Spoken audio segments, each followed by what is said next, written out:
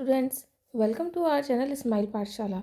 आज हम आपके लिए इस वीडियो में हिंदी सुमन किताब का कक्षा 3 के लिए अध्याय 9 बूंद बूंद की रखवाली लेकर के आए हैं। तो देखिए, स्टार्ट करते हैं। राजस्थान में पानी की कमी हमेशा से एक बड़ी समस्या रही है। खासकर गर्मियों में यहाँ के कई गांव सूखे की चपेट में आ जाते हैं, जिससे लोगों को पीने के पानी तक के लिए संघर्ष करना पड़ता है। लेकिन कुछ साहसी महिलाओं ने अपने गांव की इस परेशानी को ख़त्म करने के लिए आगे बढ़कर अनोखी मिसाल कायम की। यह कहानी है राजस्थान के एक गांव की, जहां महिलाओं ने अपनी मेहनत और दृढ़ संकल्प से जल संकट का हल निकाला। गांव में हर साल गर्मियों के आते ही कुएं सूख जाते थे और तालाबों में पानी नामात्र का रह जाता था। गांव की महिलाएं कई किलोमीटर दूर से पानी लाने को मजबूर थीं।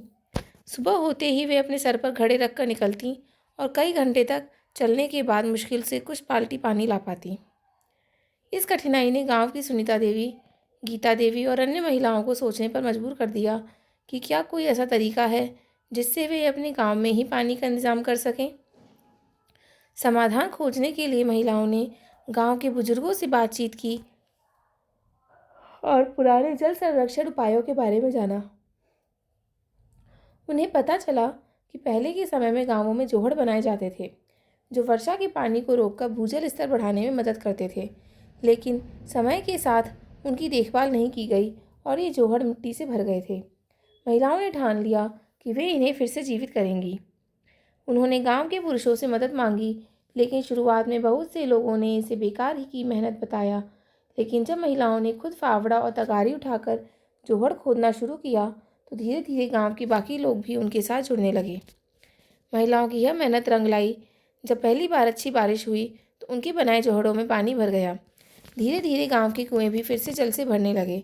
अगले साल जब गर्मी आई तो पहली बार गांव की महिलाओं को दूर दूर तक पानी लाने को नहीं जाना पड़ा। गांव में सिंचाई के लिए भी पर्याप्त पानी उपलब्ध होने लगा, जिससे खेतों में फसलें लहलहाने लगीं। यह देखकर गांव के बाकी लोगों को भी समझ में आया कि जल संरक्षण का यह तरीका कितना उपयोगी है।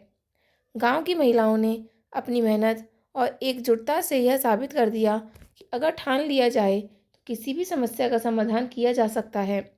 यह गांव अपने आसपास के गांवों के लिए जल संरक्षण की मिसाल बना और आसपास के गांव भी इससे प्रेरणा लेकर अपने जल स्रोतों को संवारने में जुट गए।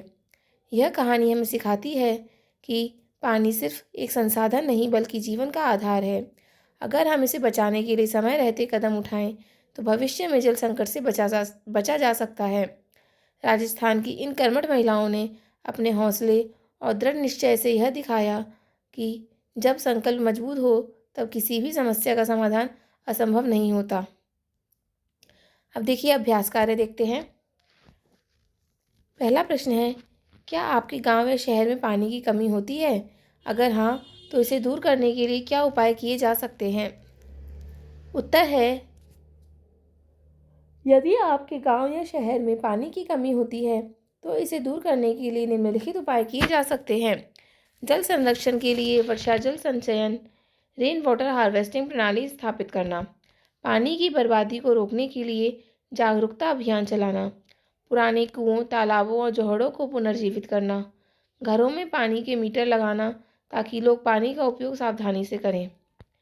अगला प्रश्न है, गांव की महिलाओं ने पानी बचाने के लिए क्या क्या प्रयास किए? उत्तर है, गांव की महिलाओं ने पानी बचाने के लिए निम्नलिखित प्रयास किए। गांव के बुजुर्गों से पुराने जल संरक्षण के तरीकों के बारे में जानकारी ली। वर्षा के पानी को रोकने और भूजल स्तर बढ़ाने के लिए मिट्टी से भर चुके पुराने जोहड़ों को फिर से खोद कर जीवित किया। गांव के पुरुषों को भी इस काम में शामिल होने के लिए प्रेरित किया। अगला प्रश्न है, क्या आपके आसपास भी पानी बचाने के लिए कभी कोई प्रयास किया गया है? बताइए। उत्तर है, यदि आपके आसपास पानी बचाने के लिए कोई प्रयास किया गया है तो आप उसके बारे में बता सकते हैं। उदाहरण के लिए, आपके क्षेत्र में वर्षा जल संचयन, जल संरक्षण अभियान या पुराने जल स्रोतों का जीर्णोद्धार जैसे प्रयास किए गए हो सकते हैं। अगले विकल्पात्मक प्रश्न है, देखिए। पहला है, गांव की महिलाओं ने पानी बचाने के लिए क्या किया? उत्तर आएगा जोहड़ों की खुदाई की।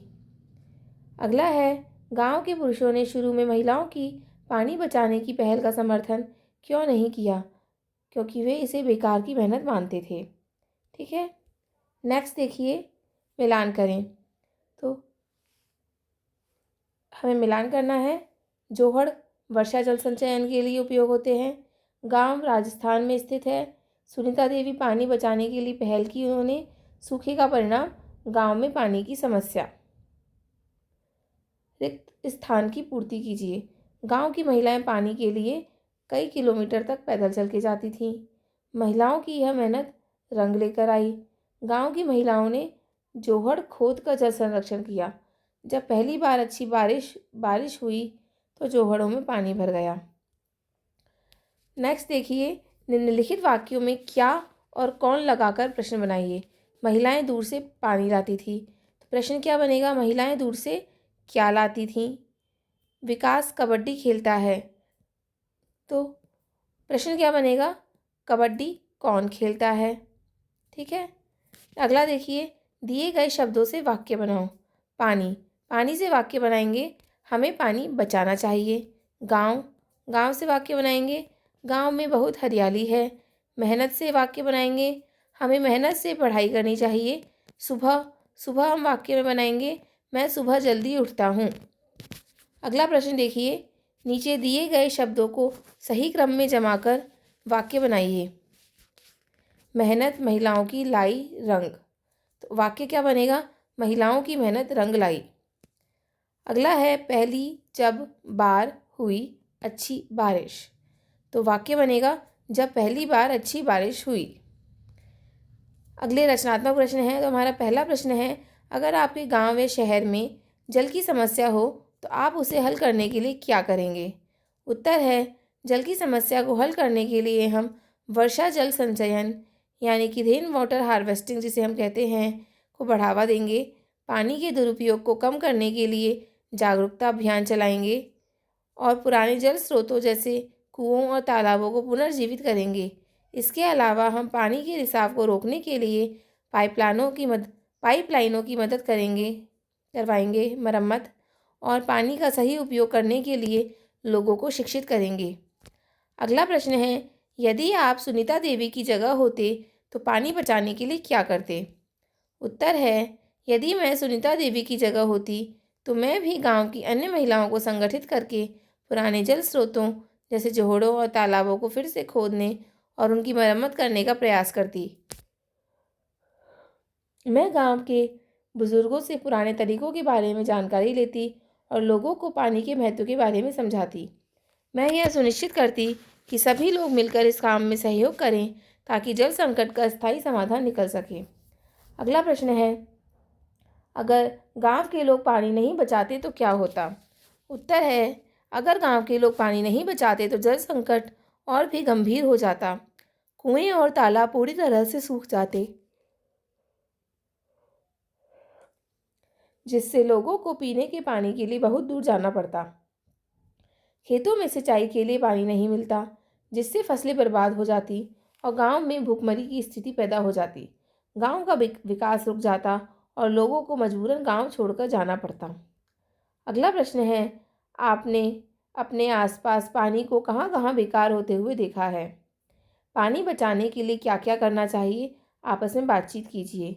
उत्तर है, मैंने अपने आसपास पानी को कई जगहों पर बेकार होते हुए देखा है, जैसे टपकते नलों और पाइपलाइनों से, गाड़ी धोते समय या फर्श साफ करते समय अत्यधिक पानी का उपयोग, खुले नलों से पानी बहना जब लोग ब्रश कर रहे होते हैं या बर्तन धो रहे होते हैं, खेतों में सिंचाई के लिए पारंपरिक तरीके जिनमें बहुत पानी बर्बाद होता है।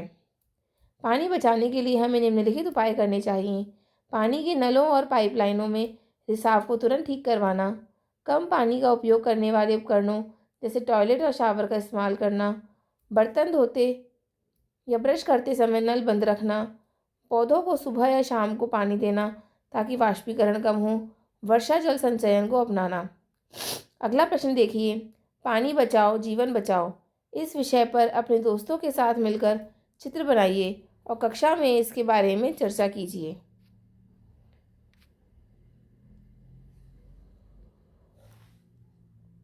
तो देखिए चित्र बनाएंगे। आप इस प्रकार से चित्र बना सकते हैं। पानी बचाओ जीवन बचाओ। जीवन है, इसमें जीवन में बड़ी की मात्रा आएगी, ठीक है। बाकी पोस्टर सही है। नल बंद करें। शावर, नल बंद करने से व्यर्थ में पानी नहीं बहेगा। शावर नहीं, बाल्टी का उपयोग करें। वर्षा जल का संचयन करें। पानी का पुनः उपयोग करें, ठीक है।